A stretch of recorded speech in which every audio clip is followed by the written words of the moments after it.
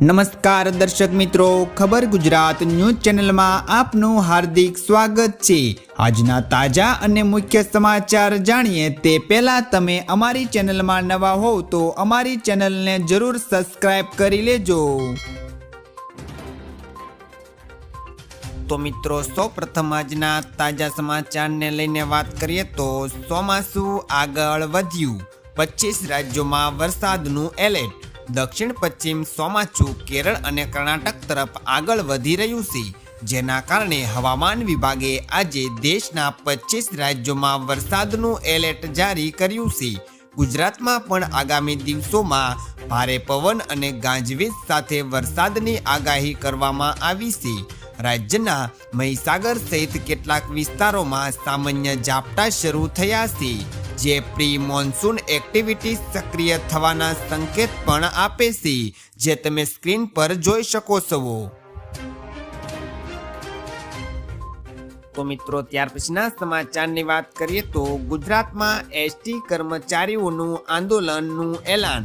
Gujarat ST મજદૂર મહાસંઘે ખાનગીકરણ અને પડતર પ્રશ્ન મુદ્દે 18 થી 25 જૂન સુધી આંદોલનની જાહેરાત કરી છે। કર્મચારીઓ ખાનગી બસો ભાડે રાખવા, આઉટસોર્સિંગથી 4000 કર્મચારીઓની ભરતી, 7મું પગાર પંચ અને મોંઘવારી ભથ્થાની માંગ કરી રહ્યા છે। એક સપ્તાહના આ વિરોધમાં કર્મચારીઓ કાળી પટ્ટી બાંધશે, રામધૂન બોલાવશે અને 25 જૂને સવારે 11 વાગે કચેરીઓ બહાર ધરણા પર પણ બેસશે। તો મિત્રો, ત્યાર પછીના મહત્વના સમાચારની વાત કરીએ તો સોના ચાંદીમાં મોટો કડાકો। વૈશ્વિક બજારમાં નબળા સંકેતો અને પ્રોફિટ બુકિંગને કારણે MCX પર સોના ચાંદીના ભાવમાં ભારે ઘટાડો નોંધાયો છે।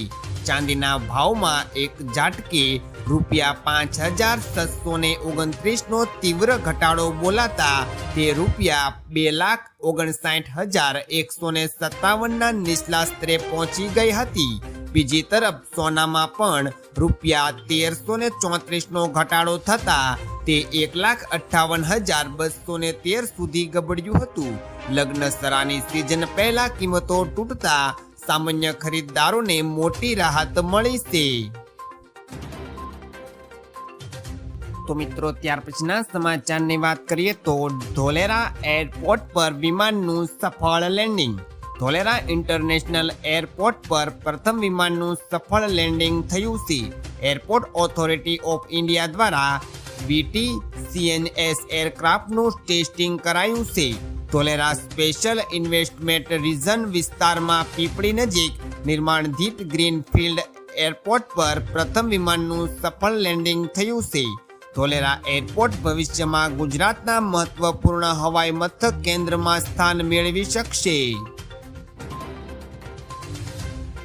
તો મિત્રો, ત્યાર પછીના મહત્વના સમાચારની વાત કરીએ તો PM મોદીએ હજીરામાં L&Tના પ્લાનનું કર્યું નિરીક્ષણ। PM મોદી આજ રોજ ગુજરાતની મુલાકાતે છે। તેઓ આજે બપોરે સુરત પહોંચ્યા હતા। સુરતના હજીરા સ્થિત L&T પ્લાન્ટનું વડાપ્રધાને વિગતવાર નિરીક્ષણ કર્યું અને તેમણે પ્લાન્ટના તૈયાર થતા વિવિધ હથિયારો અને સાધનોનું પણ મૂલ્યાંકન કરીને વિગતો મેળવી હતી। આ મુલાકાત દરમિયાન રાષ્ટ્રીય સુરક્ષા અને સ્વદેશી રક્ષણ ઉત્પાદન કેન્દ્રને વેગ આપવા પર ભાર મૂકવામાં આવ્યો હતો। તો મિત્રો, આ હતા આજના સૌથી અગત્યના મુખ્ય સમાચાર। આવા અગત્યના અને મુખ્ય સમાચાર જાણવા માટે તમે અમારી ચેનલમાં બન્યા રહો। આભાર।